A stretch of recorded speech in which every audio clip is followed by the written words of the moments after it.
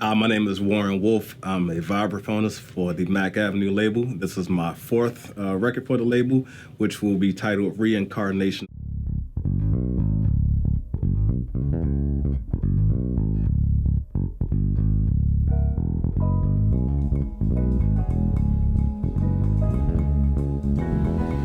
The last record that I had on the Mack Avenue label was titled Convergence, which was featured musicians such as Christian McBride, Jeff Tainwatch, John Schofield, and Brad Meldow.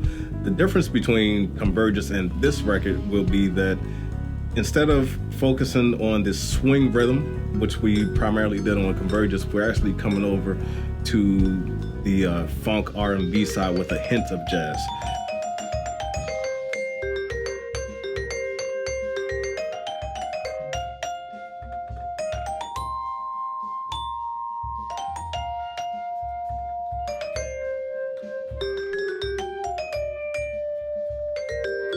I'm an 80s child, but I wasn't primarily raised on straight-ahead jazz music.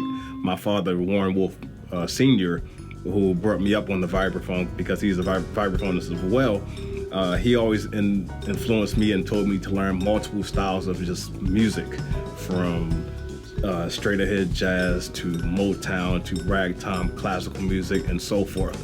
So with this record, I actually want to show that side of my playing, which is why I'm calling it Reincarnation. It's like I've been playing straight ahead jazz for almost the past 20 years, so I'm bringing another side to life.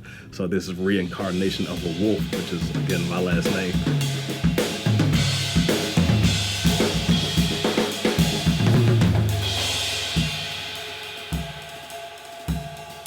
So on drums, I like to start with the rhythm section. I have CV Dashiell, real name, first name Carol Dashiell, but we call him CV. He's just a musician who plays multiple styles, which I really like, and it fits with my personality. So when we started working together 5 or 6 years ago, I told him, I said, we got to make a record at some point.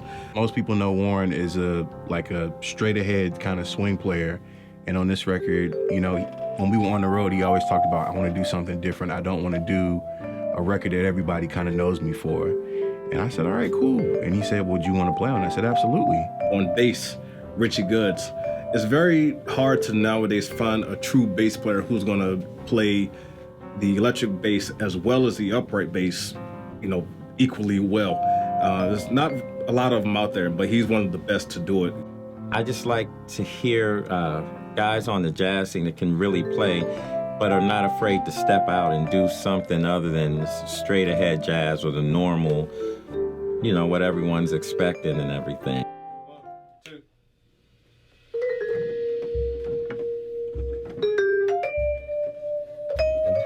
Very excited about this record. It's a lot of cool stuff. I know he's been working hard on it and excited about it, and just grateful to be a part of it. He's true. He's honest. And his playing keeps his prowess on his instrument, keeps everyone else honest. Because for all the goofing around and all the playing around and how silly we all are, when he picks the mallets up, the truth comes out. And if you're not careful, you get run right over. Love to be right in the waves of your love, enchant with your touch, and seems to be. Met Warren through, actually it was a Black Caucus event that Afro Blue of Howard University was a part of, and Warren was also playing on one of the events, and he heard me singing, and then a couple years later he looked me up and said, hey, you know, I'm doing some projects and stuff. And when I heard her, I was like, wow, you have a very beautiful voice. Sound like a bird, like an angel almost.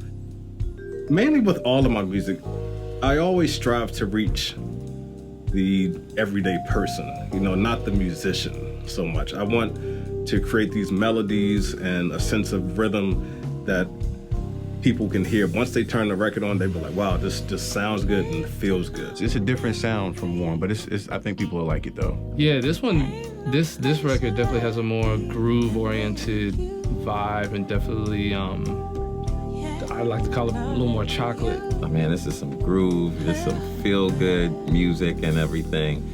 And I think a lot of people will really dig it. Yeah, just trying to create a melody.